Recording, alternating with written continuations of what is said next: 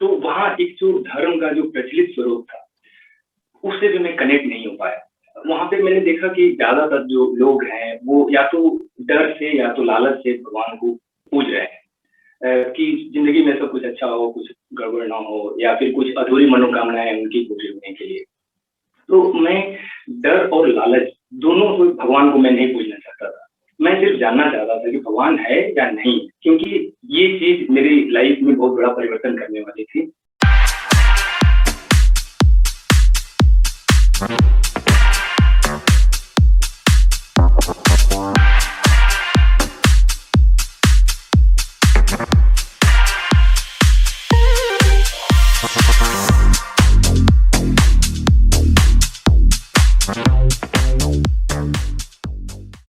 रात गंवाई सोए के दिवस गंवाया खाए, हीरा जन्म अनमोल सा कौड़ी बदले जाए। अक्सर यही होता है हमारे जीवन में, जीवन प्राप्त किया लेकिन ऐसे ही व्यर्थ बीतता गया। न कुछ किया, न कुछ जाना, न कुछ सीखा। तो क्या फायदा ऐसे जीने का? जीना वो है जिसमें हम स्वयं को पहचाने और स्वयं को साधें। और इसके लिए आज हमारे पास एक विशिष्ट अतिथि आए हैं, Shri Neeraj Rai. Welcome to sip and talk with Vikram, Neeraj राय।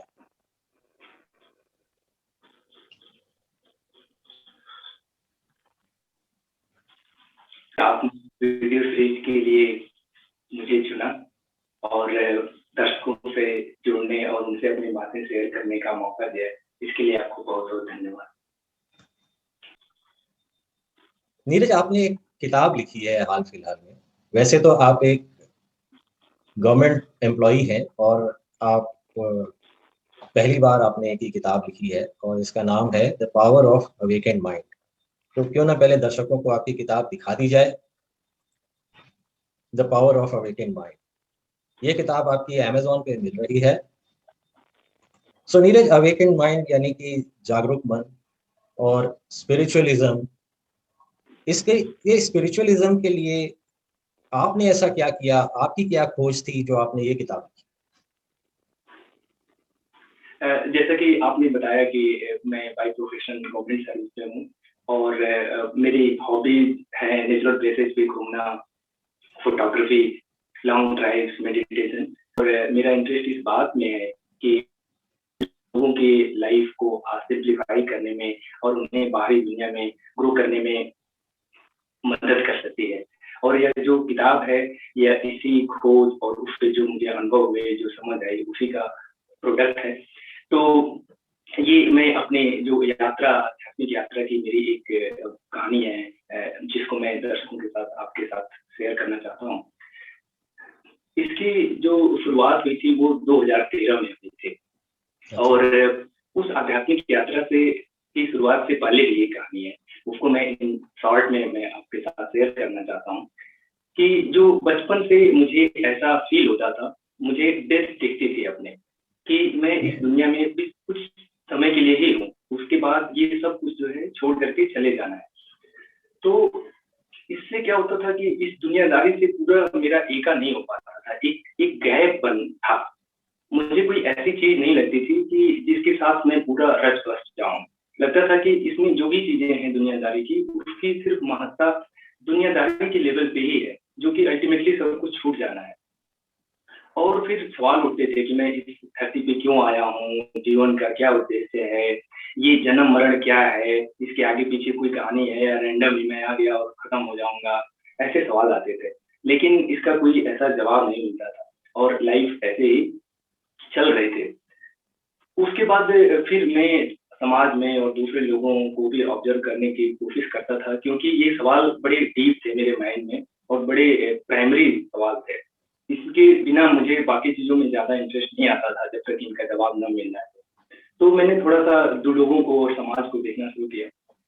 तो वहाँ एक जो धर्म का जो प्रचलित स्वरूप था, उससे भी मैं कनेक्ट नहीं हो पाया। वहाँ पे मैंने देखा कि ज़्यादातर जो लोग हैं, वो या तो डर से या तो लालच से भगवान को पूज रहे हैं। कि ज़िंदगी में सब कुछ अच्छा हो, कुछ गड़बड़ ना हो या फिर कुछ अधूरी मनोकामनाएँ उनकी पूरी होने के लिए। तो मैं डर और लालच दोनों को भगवान को मैं नहीं पूजना चाहता था। मैं सिर्फ जानना चाहता था कि भगवान है या नहीं, क्योंकि ये चीज मेरी लाइफ में बहुत बड़ा परिवर्तन करने वाली थी। क्योंकि मुझे लगता था कि अगर इस जीवन का बैक एंड पे कोई कहानी नहीं है, तो फिर इसी को सब कुछ मान करके इतना ही हम उसी हिसाब से जिंदगी गुजरिए, और अगर इसके आगे और इसके पीछे कुछ है तो उसका क्या उद्देश्य है, और फिर उसमें ये हमारा लाइफ कैसे सेट होती है, और एक लॉन्गर विजन में क्या है, उसके हिसाब से अपने लाइफ को मैं अलाइनमेंट करूं। तो वो जो धार्मिक जो प्रचलित था उसमें मेरा अटैचमेंट नहीं हो पाता था और मैं कनेक्ट नहीं हो पाया। और बल्कि धर्म के नाम पे मैंने देखा कि बहुत सारे शोषण है, बहुत सारे विभेद हैं, और बहुत सारी अमानवीय चीजें भी धर्म के नाम पे होती थी।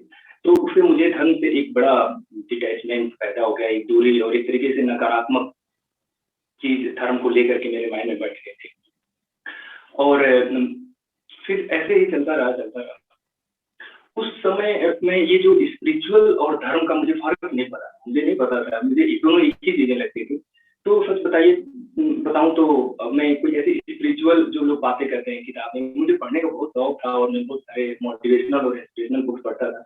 लेकिन स्पिरिचुअल कोई किताब या ऐसे लोगों को ना तो मैं कभी सुनता था ना तो कभी पढ़ता था, क्योंकि मेरे माइंड में वही बैठा हुआ था। तो मैं सारे लोगों को वैसी नजर से देखता था, एक नकारात्मक चीज को। तो मैंने कभी जानने और उसको समझने की कभी कोशिश ही नहीं की, सुनने की कभी कोशिश ही नहीं की, ऐसे चलता रहा।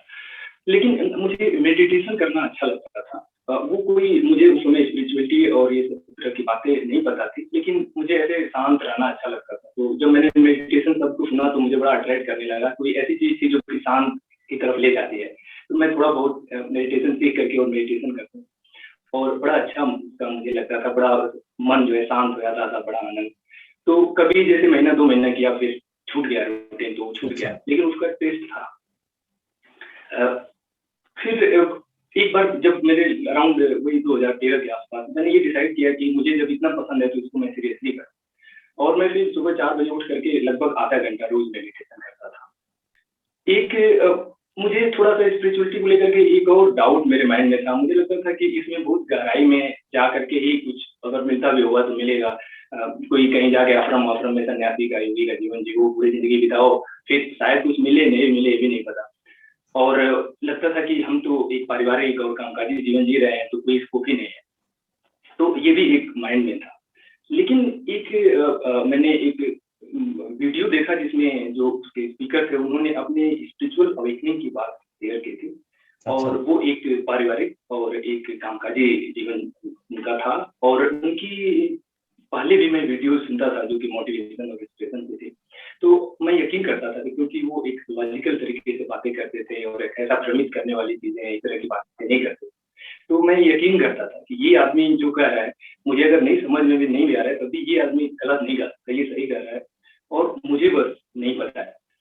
तो जब उन्होंने अपनी स्पिरिचुअलिटी की अवेकनिंग की बात शेयर की, तो मुझे पूरे मेरे अंदर एक आग लग गई। मुझे अच्छा। एक बहुत झटका लगा।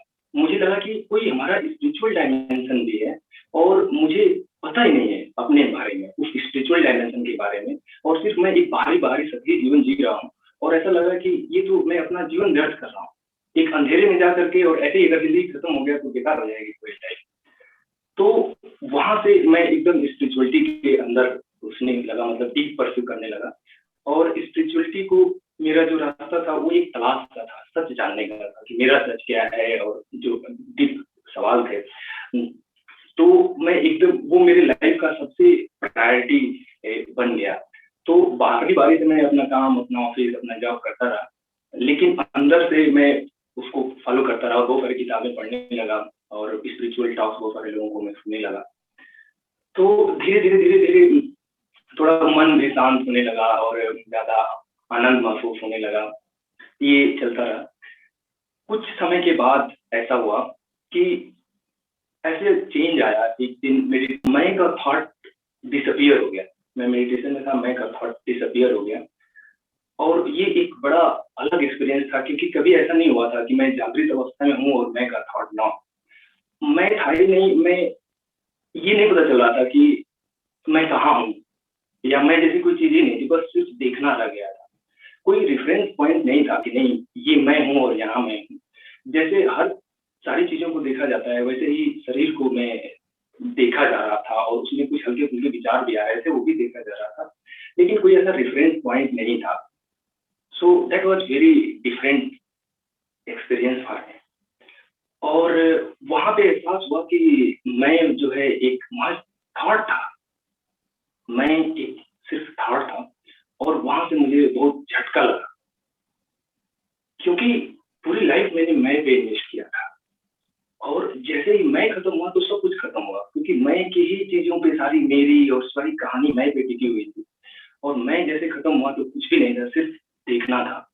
और वहां पे कोई कमी नहीं थी, कोई वहां पे एक स्टेट थी, कोई पर्सनल चीज नहीं थी, और सिर्फ देखना था। तो वो लगा कि ये तो बहुत बड़ा धोखा हो रहा था मेरे साथ। ये एक एक्सपीरियंस हुआ।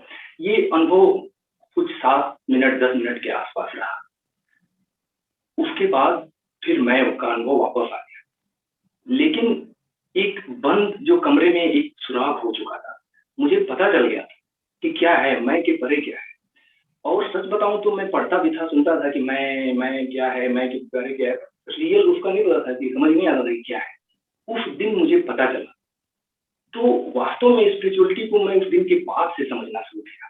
जिस दिन मैं के बाद क्या बच जाता है, वो अनुभव जब मेरे उतर गया, फिर मैं जो स्पिरिचुअल किताबें पढ़ता था तो वो चीजें मुझे ज्यादा समझ में आने लगी, और मैं एग्जैक्ट वही चीज को एब्जॉर्व कर पाता था, समझ पाता था जो कि बताया जाता था। तो ये चलता रहा, ये चीजें हुई। उसके बाद एक बहुत सीरीज ऑफ चेंजेस मेरे साइकिक में होने लगे। और कई सारे ऐसे अनुभव हुए। जैसे एक अनुभव हुआ कि अपने अंदर एक, जैसे ऐसा लगता था पहले कि मेरे अंदर कुछ जुड़ेगा, कुछ जुड़ जाएगा, उसकी एक प्रयास था। तो उसके बाद ऐसा लगा कि मेरा मैं ऐसा हूँ जिसमें कुछ जुड़ नहीं सकता, और जिसमें से ना तो कोई चीज कुछ घट सकता है। ये जो कुछ भी हो रहा है ये बाहर बाहर के लेवल पे हो रहा है। तो अंदर से एकदम से स्थिरता आ गई। और पहले जो अंदर एक यात्रा चल रही थी, ऐसा लगता था कि अभी वो समय आने वाला है, कभी आएगा एकदम आनंद आ जाएगा, कभी ऐसा एक अंदर एक एहसास था, एक लग रहा था कि एक यात्रा कर रहा हूँ। वो यात्रा एकदम से रुक गई, और एकदम मैं इस मोमेंट पे आ गया। तो ये एक बड़ा लिबरेटिंग एक्सपीरियंस एक हुआ। बाहर से तो सारी चीजें वैसे हो रही थी, लेकिन अंदर से एक स्टिलनेस आ गई, एक स्टेबिलिटी आ गई, एक स्टिलनेस आ गई। और एक कोई लालच खत्म हो गया कि कोई चीज होगा तो कोई बड़ी चीज होने वाली है। बस लगा कि कुछ जो भी होगा बाहर बाहर के लेवल पे ही होना है। और डर खत्म हो गया कि कोई चीज ऐसा जो भी खोना है वो बाहर के लेवल पे ही होना है। So that give me a lot of inner empowerment, जो कि विजिबल कोई ऐसा चीज नहीं था, लेकिन मेरे लिए मेरी जिंदगी का एक बहुत बड़ा टर्निंग पॉइंट था। ये एक दूसरा जन्म मिलने जैसा मेरे लिए था, एक दूसरा दृष्टि मिलने जैसा था। ये आपने इसके बड़ी साथ अच्छी बात बताई कि इससे आपका जो एक अपना अंदर जो एक बंद कमरा जैसा मन था वो एक खिड़की खुल गई, प्रकाश अंदर आने लगा, और आपको इस बात का एहसास हुआ कि जो एक तरह से ऊपरी तौर पे आपने अपनी शख्सियत को समझ रखा है, पर्सनैलिटी को मान रखा है, उसके अलावा उसके बियॉन्ड उसके अंदर भी एक आपकी असली पहचान है जिसको आप पहचानने लगे। आपने उसको देखा, अनुभव किया, महसूस किया, और इसके बारे में आपने अपनी किताब में बताया। तो जैसा कहते हैं कि खुद की खुदाई से खुदा निकलता है, तो आपने जैसे अपने खुद की खुदाई की और आपने खुदा अनुभव किया, तो इस तरह से अगर कोई चाहे कि कैसे खुद की खुदाई करें, कैसे इस अनुभव को पाएं? यस, ये बड़ा अच्छा आपने सवाल पूछा। तो ये तो मेरी एक यात्रा रही है, और लेकिन हर किसी की यात्रा अलग अलग है। तो मेरी एक यात्रा रही, एक तलाश रही, उससे जो है एक कुछ अनुभव मेरे लिए आए। पर हर किसी की ये तलाश नहीं है। अ, सबकी अपनी अलग अलग तलाश है और अपनी अलग अलग यात्रा है, सब लोग अलग अलग पहुंचना चाहते हैं। लेकिन एक सबसे इम्पोर्टेंट चीज मुझे लगी कि ये बात क्यों रेलिवेंट है, क्योंकि दो ऐसी चीजें हैं जो हम सबके अंदर कॉमन है। हम सब अंदर से सुकून और आनंद चाहते हैं, और बाहर हम ग्रो करना चाहते हैं। और इसका फलफल मुझे दिखा कि जो आत्मिक विकास में, जिससे कि हम एक अंदर से एक सुकून और आनंद की जिंदगी जिए, और आत्मिक विकास करने से हम बाहरी दुनिया में भी ग्रो करने में हमें मदद करता है। तो इसके बारे में कैसे हम करें, उसके पहले मैं थोड़ा सा कुछ रेलिवेंट पॉइंट में शेयर करना चाहता हूँ, जिससे कि ये बात ज्यादा समझ में आएगी। कि हमारे जो है 4 डायमेंशंस हैं। एक तो बाहरी दुनिया का एक हम जो काम करते हैं, हमारी बाहरी पहचान, एक बॉडीली डायमेंशन है, बॉडी, और एक मेंटल डायमेंशन है, और एक है स्पिरिचुअल डायमेंशन। तो अभी तक जो मुख्य धारा में जो भी हमारा एजुकेशन है और जो मेन स्ट्रीम सोसाइटी है, तो अभी हम मानसिक विकास की बात तक कर रहे हैं, मेंटल डेवलपमेंट पे आए हैं। तो इसने हमें काफी मदद किया है। जब सर्वाइवल स्टेज से हम गुजर रहे थे, सर्वाइवल ही अभी नहीं शुरू कर पा रहे थे, बॉडी के लेवल पे ऑपरेट कर रहे थे, मेंटल जब हमने डेवलप किया दिमाग को, तो हमने काफी चीजें आसान अपनी जिंदगी को बना लिए, और अब के टाइम में सर्वाइवल कोई इशू नहीं है ज्यादातर लोगों के लिए। तो मेंटल ग्रोथ ने हमारी लाइफ को काफी आसान बनाया। लेकिन अब समस्या आ गई कि इसमें हमने सुख चैन खो गया जिंदगी का। तो कई बार ऐसा लोगों को लगता है या कि ये जो मेंटल डेवलपमेंट है ये नहीं, हम और पहले का अच्छा था, ऐसा नहीं है। ये हमेशा एक जो उद्विकास, एक इवॉल्व होना की प्रक्रिया है प्रकृति की, और एज ह्यूमन रेस भी हम एक आदिम काल से और विकास करते करते हम यहाँ पहुंचे हैं। तो पहले में जाने का सवाल ही नहीं होता है, और वो प्रकृति के नियम भी नहीं है ऐसा। अब हमें जरूरत है अगले स्टेज में जाने की, जो आत्मिक विकास है। ये जो समस्या हुई कि हमने फिजिकल तो ग्रोथ कर लिया, लेकिन जो सुख, शांति, सुकून और आनंद जिंदगी का चला गया, इसका सोल्यूशन आत्मिक विकास में है। आत्मिक विकास से हम एक सुकून और आनंद भरी अंदर से जिंदगी जीते हैं, और हम इससे बाहरी लाइफ में ग्रो कर सकते हैं और बाहरी चीजें कर सकते हैं। तो ये एक नेक्स्ट जनरेशन, नेक्स्ट लेवल का जो ग्रोथ की बात है, ये उसकी है। ज्यादा से ज्यादा हमें जितना हम समझेंगे और उसकी महत्ता को स्वीकार करेंगे कि जो हमारा स्पिरिचुअल एस्पेक्ट है, पहले तो जानना कि ऐसा भी कोई एस्पेक्ट है। जैसा मैंने बताया कि जानकारी नहीं होती हमें, तो हम उस चीज में एफर्ट ही नहीं लगाते। और दूसरा कि जब जानकारी हो जाए तो हम उसकी इंपॉर्टेंस को समझते हैं कि ये बहुत इंपॉर्टेंट है, और ये हमारे जो भी चीज हम लाइफ में जहाँ पहुंचना चाहते हैं, जो हासिल करना चाहते हैं, उस चीज के लिए बहुत वाइटल है और बहुत सहयोगी है, पहली चीज। और दूसरी चीज कि जो हमारा माइंड है, माइंड कुछ ऐसा काम करता है कि ये सारी चीजों को पहले इमेजेस के रूप में स्टोर करता है और दिखाता है। जैसे मैं अगर बात करूं कि जैसे मैंगो की मैं बात करूं कि मैंगो आप जानते हैं, तो आप बताएंगे कि हाँ जानता हूं। पर मैं पूछूं कि मैं मैंगो के स्वाद की बात कर रहा था, तो मैंगो, जैसे हमने कहा, आपको आम की एक तस्वीर आपके माइंड में आ गई और आपने वहां पे जवाब दे दिया कि मैं जानता हूँ। लेकिन मैं तो स्वाद की बात कर रहा था, और लेकिन आप वहां तक पहुंचे ही। तो जो भी हम आत्म की जब बात करते हैं, तो चूंकि ये माइंड का ऐसा प्रोग्रामिंग है, ऐसी वर्किंग है कि हमेशा इमेजेस को ही पहले लाता है। तो सिर्फ, और ऐसा लगता है कि हमने इसको जान लिया। तो जब मैं की हम बात करते हैं, और तो वो पहले सारी हमारी जितनी इमेजेस हैं वो हमारे सामने रख देता है, और हमें लगता है कि मैं अपने आप को जानता हूँ। इसमें नई बात क्या है, इसमें जानने की क्या बात है। लेकिन जो हम इसमें आत्म विकास की बात कर रहे हैं, ये मैं के एहसास की बात है, और ये हर किसी के अंदर होता है, और मैं का एहसास सबसे सुखद एहसास है। तो ये चीज मैंने अनुभव किया कि जब मैंने बात किया कि जब मेरा वो एक्सपीरियंस हुआ था, तो मैं का जो अनुभव है और उसके ऊपर जितने लेयर्स जुड़े हुए थे पहचान के, वो दोनों सेपरेट हो गए। तो मैं का जो अनुभव है, अपने होने का अनुभव, जो एहसास है, वो पहचानों से जब अलग हो जाता है, उसकी कोई पहचान नहीं है, उसका कोई रूप नहीं, कोई स्वरूप नहीं।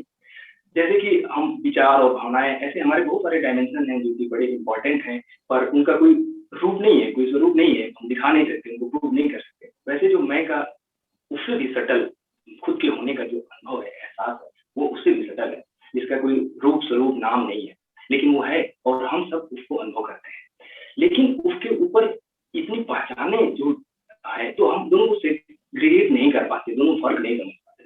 तो ये जो आत्मिक विकास की बात है कि जो अपने होने का एहसास है, उस एहसास से जुड़ना, ये आत्मिक विकास है। ये आप अपने मूल स्वरूप से जोड़ता है। तो ये माइंड की चीज़ है। तो आंतरिक एहसासों के बारे में आपने बताया नीरज, और कैसे आपने अपने विचारों को वश में किया और कैसे आपने मेडिटेशन किया।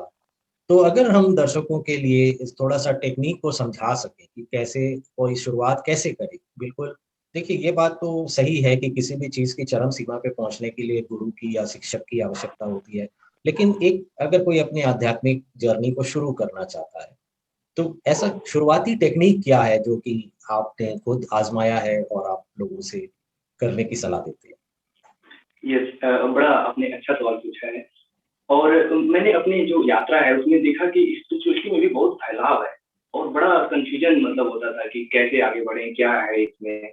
तो मैंने इसको सिंप्लीफाई करने की कोशिश किया, मतलब समझने में ही बहुत वक़्त लग गया मुझे कि वास्तव में है क्या चीज़? क्योंकि आपको एग्ज़ैक्ट बात समझ में आ जाए तो फिर आप रास्ता अपने से भी बना सकते हैं वहाँ तक पहुँचने का। तो व्यूअर्स, जैसा आप देख रहे हैं और समझ रहे हैं नीरज ने कैसे स्पिरिचुअलिटी की खोज की और कैसे वो इस नतीजे पे पहुंचे कि उन्होंने स्वयं को पहचानना शुरू किया और इस बातचीत को आगे बढ़ाते हैं। इससे पहले मैं आपसे रिक्वेस्ट करूंगा कि आप चैनल को सब्सक्राइब कीजिए, बेल आइकन को प्रेस कीजिए, इससे कि आपको आगे की गतिविधियों के बारे में पहले से पता लगता रहे। और जो कुछ भी आप देख रहे हैं, समझ रहे हैं, जान रहे हैं, नीचे कमेंट बॉक्स में लिखते जाइए। हमें अच्छा लगेगा आपके विचारों को जानकर। तो नीरज, बात को आगे बढ़ाते हैं कि जैसे कि हमने बात की कि किस तरह से आपने मेडिटेशन किया, किस तरह से आपने आत्मविलोकन किया, कैसे आपके मन के अंदर की बंद खिड़की खुल गई। तो और लोगों को इस चीज का फायदा हो सके, वो भी इस चीज को प्रैक्टिस कर सके, शुरू कर सके, इसके लिए ये कैसे करा जाए, इसकी कोई एक सिंपल सी विधि हो तो आप बताएं। बड़ा अच्छा आपका सवाल है और इसमें कैसे स्टेप हम कैसे फॉलो करें और कैसे करें, इस पे आने से पहले मैं एक चीज़ इससे जुड़े हुए बताना चाहता हूँ कि हमारी जो बाहरी पहचाने हैं, ये हमें हमारी जो टेंडेंसी है हम इनको मजबूत करने के में लगे रहते हैं। तो लेकिन इससे हमें कुछ हासिल नहीं होता, ये हमेशा वल्नरेबल हमें बनाती है। वो इस तरीके से कि बाहरी पहचाने अगर कमज़ोर है, तो हम उसी को मजबूत करने में लगे रहते हैं। हमें लगता है कि मैं कमज़ोर हूँ, जबकि ऐसा नहीं है। जब आपके जो मूल स्वरूप है, आप उसमें कोई आप कमज़ोरी नहीं है, आप किसी तरीके से कमज़ोर नहीं है। लेकिन बाहरी पहचाने को आपने सच मान लिया, तो पूरी ज़िंदगी आपको यही लगता है कि मैं कमज़ोर हूँ और उसी में आप कमज़ोरी में जीते हैं। और अगर आपकी बाहरी पहचान मजबूत है, तो वो कहीं खो नहीं जाए। तो बाहरी पहचानों में हम इतना ज़्यादा अपनी एनर्जी इन्वेस्ट करते हैं, वो एक तरीके से ज़ाया जाती है और हम अपने मूल जीवन को, अपने मूल को नहीं जी पाते। तो एक सबसे पहला जो स्टेप है कि मैं को जो है बढ़ाना नहीं है, मैं को डाइल्यूट करना है। और वास्तव में अगर आप एक लाइन में समझना चाहें कि स्पिरिचुअलिटी क्या है, तो मैं को डाइल्यूट करना, मैं को वीक करना, ये स्पिरिचुअलिटी है। और इस बात को आप समझिए कि मेडिटेशन करना, स्पिरिचुअल किताबें पढ़ना कई बार स्पिरिचुअलिटी नहीं हो सकता है, क्योंकि मैंने ऐसा देखा है कि कई बार मेडिटेशन करके ही या स्पिरिचुअल किताबें पढ़ रहे हैं या कुछ भी कर रहे हैं, उससे ही अपने मैं को बढ़ा रहे हैं। तो मेरी नज़र में वो स्पिरिचुअल पर्सन नहीं है। और एक ऐसा व्यक्ति जो इस तरह का कोई स्पिरिचुअल काम नहीं कर रहा है, कोई नहीं कर रहा है, पर वो अपने मैं को घटा रहा है, तो वो रियल पर्सन, स्पिरिचुअल पर्सन है। तो पहली बात ये हुई। दूसरी चीज़ हुई कि मेडिटेशन करना बहुत ज़रूरी है। 15 मिनट मेडिटेशन आपको ज़रूर करना चाहिए। ये क्यों ज़रूरी है? क्योंकि जो भी मैं बातें कर रहा हूँ, ये अभी मेरी बात है, अभी आपकी नहीं बनी है। ये आपकी तब बन जाती है जब ये आपके अनुभव पे उतर जाती है। और अनुभव पे, अनुभूति पे उतरने के लिए आपका जो माइंड है शांत होना चाहिए, मन शांत होना चाहिए। तब जब आपका माइंड शांत होता है, तब आप अपने अंतरतम पहलुओं को देख पाते हैं, उसकी अनुभूति कर पाते हैं। और तब जब आप मेरी बातें सुनेंगे और उसमें से कुछ बातें जो कि आप रिलेट कर पाएँ, तो आपको कन्फर्मेशन होगा कि हाँ, ये जो बात कही गई थी वो सच है। उस समय वो बात, वो विज़न, वो समझ, वो आपका अपना बन जाता है। तो चूँकि जो भी इसमें स्पिरिचुअलिटी में बात होती है कि ये जो कि इसका सटल चीज़ें हैं, कोई रूप नहीं है, ऐसी चीज़ों को है। उसको सिर्फ़ किताबें पढ़ कर के और सुनने से बात नहीं बनेगी। अगर आप मेडिटेशन नहीं करते हैं, तो आप स्पिरिचुअली ग्रो नहीं कर सकते हैं, क्योंकि आप उस अनुभव में उतर नहीं पाएँगे। तीसरी चीज़ कि ऐसे लोगों से संगत बढ़ाना, संगत का बहुत फ़र्क पड़ता है। आप ऐसे लोगों से संगत बढ़ाइए, जो कि अपने मैं को डाइल्यूट करने के रास्ते पे हैं। और ऐसे लोगों से दूरी आप बनाने की कोशिश कीजिए, जो मैं के को बढ़ाने के में लगे हुए हैं। क्योंकि संगत से आपको वैसे ही बातें होंगी, वैसे ही फिर आपके अंदर प्रेरणा आएगी, वैसी चीजें बहुत असर पड़ता है संगत का। तो ये एक तीसरी बात कि ऐसा संगत को पढ़ाना। और चौथी बात कि आप स्पिरिचुअल किताबें पढ़िए, स्पिरिचुअल टॉक सुनिए। तो ये स्टेप्स हैं जो कि आप स्पिरिचुअली अगर आप अपना आत्मिक विकास करना चाहते हैं, आध्यात्मिक विकास करना चाहते हैं, तो इससे आपको काफी मदद मिलेगी। अब आगे बात करते हैं मेडिटेशन की, क्योंकि इसमें भी हमें नहीं पता कि मेडिटेशन कैसे करते हैं। तो मेडिटेशन के ऐसे बहुत सारे तरीके हैं। तो मैं जो टेक्निक्स को मैं इस्तेमाल किया हूँ मैं आपके साथ शेयर कर रहा हूँ, और बाकी आप इंटरनेट पे आप सर्च कर सकते हैं, और जो भी रेजोनेट करे आपके साथ आप उसको कोई फॉलो कर सकते हैं, किसी भी मेडिटेशन टेक्निक को। तो कोई बिल्कुल बिगिनर है तो वो ऐसे बैठेगा तो उसका ध्यान नहीं लगेगा, तो उसके लिए एक अच्छा है कि ओम का उच्चारण करना। आप 10 मिनट जो है ओम, ये 10 मिनट आप कीजिए, और आपकी आवाज जो ओम की निकल रही है उस पे आप ध्यान दीजिए। इससे आपको 2 फायदे होंगे कि आपका जो मन इधर उधर चीजों में था वो ओम की आवाज पे आप ध्यान देंगे तो एक जगह आ जाएगा। उसको शुरू में कोई सहारा चाहिए, वो एकदम से बिना सहारे का नहीं रह पाता, बिना आदत का। दूसरी चीज की ओम का कुछ ऐसा साउंड इफेक्ट है कि वो एनर्जेटिकली आपको ज्यादा पीसफुल बनाता है।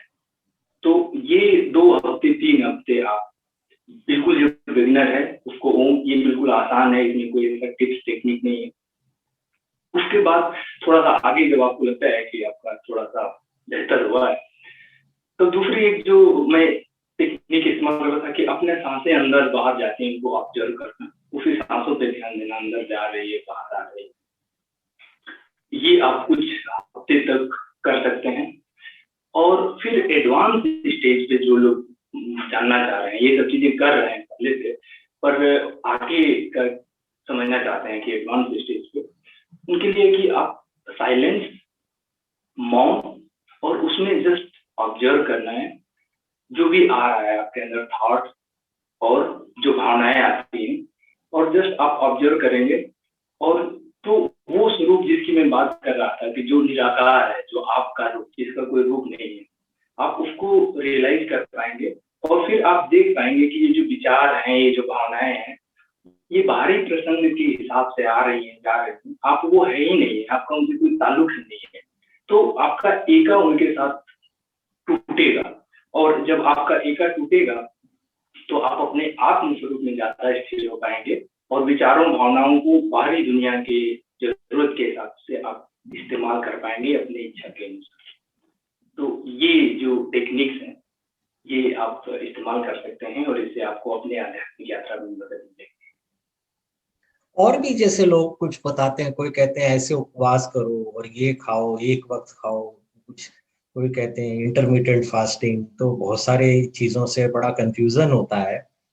तो मतलब क्या, मतलब मेरे तो ये समझ में आता है कि उपवास करना है तो अन्न का नहीं, बुरे विचारों का कीजिए। अच्छे विचार आएंगे तो मन से अपने आप अच्छी गतिविधियां होने लगेगी। तो इसके बारे में थोड़ा सा बताइए, जो कई तरह के रिचुअल्स जो लोग बोलते हैं कि ये करो वो करो, तो वो रिचुअल पे आ जाते हैं वापस, स्पिरिचुअल की जगह रिचुअल पे आ जाते हैं। और जहां पर रिचुअल शुरू हो जाता है वहां पर आध्यात्मिकता खत्म हो जाती है और धर्म चालू हो जाता है। तो जरा इस पर आप बताइए कि ये रिचुअल्स का क्या महत्व है स्पिरिचुअल होने के लिए। यस, आपने बड़ा अच्छा सवाल पूछा, और मेरा रिचुअल से बिल्कुल मेरा बहुत दूरी है। और मैंने बताया था कि इसी वजह से मैं धर्म से थोड़ा दूर हुआ, कि रिचुअल के माध्यम से और आध्यात्म में दोनों अलग अलग चीजें। जैसा कि इंटरमिटेंट फास्टिंग है या जो भी फास्टिंग है, इसका फिजिकल जो हमारा एस्पेक्ट है और जो भी मेंटल एस्पेक्ट है, इसमें कुछ योगदान हो सकता है। और इसके बारे में मुझे जानकारी नहीं है, इसलिए मैं इसके बारे में कोई कमेंट नहीं कर सकता। हाँ, लेकिन इतना जरूर है कि यह आध्यात्मिक ग्रो करने के लिए जरूरी नहीं है। और बहुत आप एडवांस स्टेज पे हैं और आपको उस समय लगने लगे कि आपने कुछ खाया और उसकी वजह से आपको मेडिटेशन में बैठ रहे हैं और आपको लग रहा है कि भारीपन आ रहा है, आप ध्यान में नहीं जा रहे हैं, तो आप उस समय कर सकते हैं। लेकिन इनिशियल स्टेज पे इस तरह की चीजों का कोई रूल नहीं है। तो मेरा ये अपनी समझ है और अपनी बात है, क्योंकि मैं सीधा-सीधा रास्ता चाहता था और एक अर्जेंसी थी, मुझे जल्दी में पहुँचना चाहता था, जो चीज़ को समझना चाहता था। तो जो कि मैंने बताया कि मैं को डाइल्यूट करना, ये एक सीधा-सा रास्ता पकड़ में आ गया। अब उसको जैसे भी आपको करे, देखिए उसे मदद मिल रही है तो ठीक है, नहीं मिल रही है तो ये मेरा जो इसके बारे में समझ है वो यही है। तो नीरज, जैसे कि एक एक व्यक्ति आध्यात्मिकता को पाता है और स्पिरिचुअल होता है, तो वो और अकेला हो जाता है अपने इर्द गिर्द, अपने समाज में, अपने परिवार में, क्योंकि बाकी लोग उसी राह पर नहीं चल रहे हैं। तो जो एक स्पिरिचुअल गैप है पर्सन टू पर्सन, आपका अपने परिवार के साथ, दोस्तों के साथ, साथ में काम काज करने वालों के साथ, तो कैसे आप अपनी स्पिरिचुअलिज्म को आगे ले जाएं अपने काम में, अपने जीवन में, और उसका समन्वय कैसे करें, इस पर थोड़ा बताइए। यस, ये बड़ा अच्छा आपने सवाल किया। और ये जो एक भ्रांति रहती है, एक डाउट रहता है, ये मेरे माइंड में भी था और मुझे लगता है कि बहुत सारे लोगों के अंदर ये माइंड में रहता है। तो एक चीज़ मैं बताना चाहता हूँ कि इनिशियली क्या होता है कि जब आप इसमें करते हैं तो एक डिटैचमेंट फील होता है उन चीज़ों में जिसमें आप रचे-बसे हुए हैं, एक थोड़ा डिस्टेंस पैदा होता है। तो ऐसे लोगों ने शुरू जब करते हैं तो ऐसा उससे वो कंक्लूजन निकाल लेते हैं कि फिर तो आप पूरा दुनिया से आप अलग हो जाएँगे और अकेला हो जाएँगे। लेकिन जो मेरा अनुभव रहा, वो इसके बिल्कुल अलग रहा और आपका जो जुड़ाव है वो कई गुना ज़्यादा बढ़ सकता है। कैसे बढ़ जाता है कि जैसे मैंने बताया कि जब उस स्वरूप का जब अनुभव अपने अंदर होता है, जो कि पर्सनल नहीं है, तो जब उस स्वरूप को अपने अंदर आप रियलाइज़ करते हैं, तो वो सबके अंदर आपको वही दिखने लगता है। तो अपने ऊपर, उसके ऊपर जो बहुत सारे ढाँचों की लेयर ढका हुआ है जिसके अंदर, तो आपको भी यही दिखता है कि इनके अंदर भी ढका हुआ है और आपको ऐसा लगता है कि एक सबसे जुड़ाव पैदा कर देता है। तो मेरा ये जो अनुभव रहा कि एक अनकंडीशनल जो लव क्या होता है, ये मेरे लिए सिर्फ़ एक शब्द था, मुझे नहीं पता था। मुझे लगता था कि अनकंडीशनल लव कैसे हो सकता है? कुछ टेक एंड गिव का रिलेशन रहता है। तो मैं नहीं समझ पा रहा था कि अनकंडीशनल लव क्या है। लेकिन जब उस अनुभव को जब मैंने रियलाइज़ किया, तब मैं समझ पाया, क्योंकि एक वो किसी कंडीशन पे निर्भर नहीं है। एक ऐसी चीज़ है जिससे आप बहुत गहरे रूप से जुड़े हुए हैं। आपके अंदर एक ऐसी चीज़ है जिससे कि मैं बहुत गहरे रूप से जुड़ा हुआ हूँ। तो आप क्या कर रहे हैं, आप क्या नहीं कर रहे हैं, आप क्या कपड़ा पहन रहे हैं, आपने आपका रंग क्या है, आपका जात क्या है, आपका धर्म क्या है, ये सब दीवारें ढह जाती हैं और एक बहुत अंतरंग, एक बहुत आत्मीय जुड़ाव हो जाता है।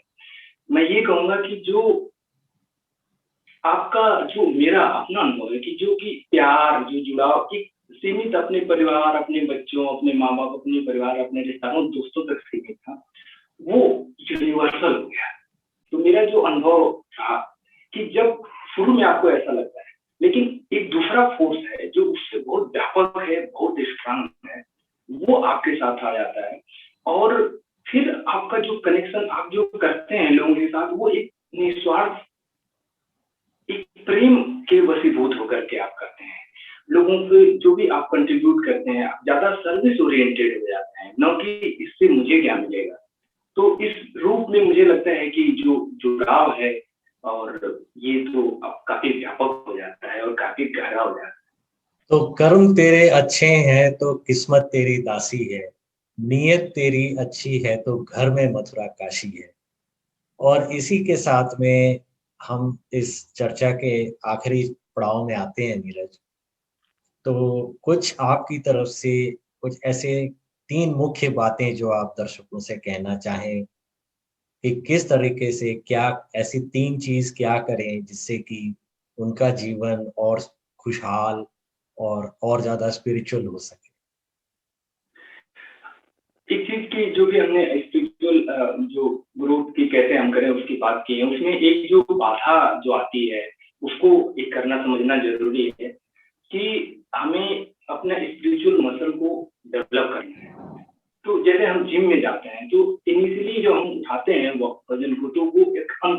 अनकंफर्टेबल होता है, एक पेन होता है। तो जो भी हम मेथड की बात कर रहे हैं कि जब आप करेंगे, मैं को आप जब डाइल्यूट करेंगे और ये प्रोसेस को करेंगे, तो चूँकि शुरू में ऐसा आपको हो सकता है कि वो अनकंफर्टेबल लगे, थोड़ा पेनफुल लगे। लेकिन जब उसको हम बर्दाश्त करके और फिर भी करते रहते हैं, तो हमारी मसल डेवलप होती है। उसी तरीके से हमें अपना स्पिरिचुअल मसल को डेवलप करना है। उस समय थोड़ा-सा शुरू में पेन होगा, तो आप उस पेन से घबराइए नहीं। आप ये समझिए कि आप अपने स्पिरिचुअल मसल को डेवलप कर रहे हैं।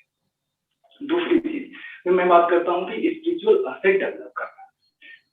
देखिए, जो भी हम एसेट डेवलप करते हैं, उसमें एक लंबे समय तक हम धीरे-धीरे इन्वेस्टमेंट करते रहते हैं, वो करते हैं उसमें, जोड़ते रहते हैं, जोड़ते रहते हैं। तो कई बार होता है कि हम बातें तो समझ लिया, हम थोड़ा-सा कोशिश करके बहुत जल्दी हमारा पेशेंस छूटने लगता है कि कुछ मिल नहीं रहा है, कुछ मिल नहीं रहा है। तो ये भी एक स्पिरिचुअल एसेट ग्रो करने जैसा है, एक लाइफ लॉन्ग प्रोसेस है। आप ये समझिए कि आप थोड़ा-थोड़ा आप इसमें जोड़ रहे हैं और कि आप धीरे-धीरे बढ़ रहा है। आप तुरंत आप ऐसा कंक्लूजन पे मत पहुँचिए कि कुछ तो फ़ायदा नहीं हो रहा है, फ़ायदा नहीं। ये जो एक बाधा है, जो कि ज़रूर आपके सामने आने वाली है, आएगी जब भी आप इस रास्ते पे चलेंगे, उसको मैं यहीं पे एड्रेस करना चाह रहा था। एक चीज़ है।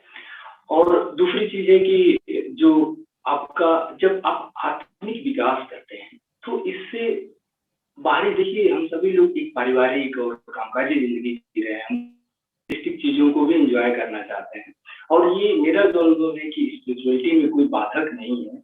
अगर आप अपने मैं से नहीं जोड़ रहे हैं मटेरियल, तो लग्ज़री का अनुभव करना और मटेरियलिस्टिक चीज़ों को अनुभव करना, हम इसी दुनिया में आए हैं, दुनिया में बहुत सारी चीज़ें हैं, इसका एन्जॉय करें। लेकिन अगर आप उसको अपने अहम से जोड़े हुए हैं, अपनी आइडेंटिटी अपना रहे हैं, तो आपके लिए एक वो जाल में फँसने वाला है। अदरवाइज़ आप मटेरियलिस्टिक चीज़ों को आप ग्रो अनुभव करना, लग्ज़री को अनुभव करने की चाहत, ये स्पिरिचुअलिटी के खिलाफ नहीं है। तो आप बाहरी दुनिया में जो ग्रो करना चाहते हैं, जब आपका आत्मिक विकास करते हैं आप, तो ये आपको मदद करता है। और कैसे मदद करता है कि जब आप मेडिटेशन करते हैं, आप स्पिरिचुअलिटी को फॉलो करते हैं, तो आपकी आत्मा मजबूत, स्ट्रॉन्ग, एम्पावर्ड फील करती है। और जब आपकी आत्मा एम्पावर्ड फील करती है, तो आपके अंदर एम्पावर्ड वैल्यूज़ डेवलप होते हैं। और जब एम्पावर्ड वैल्यूज़ डेवलप होते हैं, तो जो आपका माइंड है, वो एम्पावर्ड थॉट्स क्रिएट करता है। अगर आप अपने अंदर से दीनहीन फील कर रहे हैं, तो माइंड अलग तरह से करेगा। अगर अंदर से आप एम्पावर्ड और स्ट्रॉन्ग और फियरलेस और ग्रिडलेस फील कर रहे हैं, तो माइंड एम्पावर्ड थॉट्स क्रिएट करता है। तो ये जो मेरा अपना अनुभव है कि आत्मिक जो विकास है, वो हमारे बाहरी जो लाइफ है, उसमें भी ग्रो करने में काफ़ी मदद करता है और बल्कि जो उसकी गुणवत्ता है, उसको कई गुना बढ़ा देता है। ये मेरा अपना अनुभव है। और मुझे उम्मीद है कि सेम चीज़ अगर हमारे दर्शक इसको अप्लाई करते हैं, तो उनकी लाइफ में भी उनका आत्मिक विकास जो है, उनको बाहरी दुनिया में भी जो भी आप काम करते हैं, उसमें ग्रो करने में काफ़ी मदद करेगा। ये एक मेरा फ़र्म बिलीव है। तो नीरज, आप हमारे शो पे पधारे, अपना कीमती वक्त हमें दिया और इतनी अच्छी बातों से हम आपने हमसे साझा किया। तो इसके लिए बहुत बहुत आपका आभार प्रकट करते हैं। बहुत बहुत धन्यवाद। नमस्ते। विक्रम जी, आपने मुझे अपने इस शो में होस्ट किया और मुझे ये सब बातें करने का मौका दिया। मैं आपका बहुत दिल से बहुत आभारी हूँ और मुझे दर्शकों से इसी बहाने जो है अपनी बातें शेयर करने का मौका मिला। तो आपको बहुत-बहुत धन्यवाद।